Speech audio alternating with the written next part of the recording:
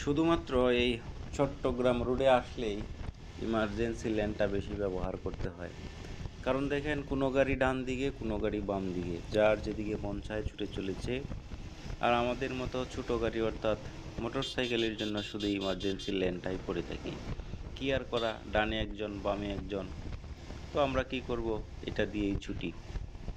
যদিও আমরা অনেকে জানি না এটা যে আসলে ইমার্জেন্সি লেন।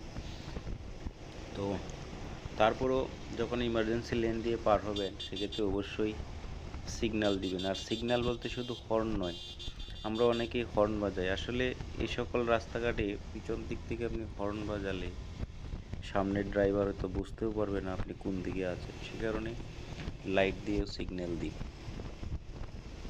তো যাচ্ছি কুমিল্লা রোডে।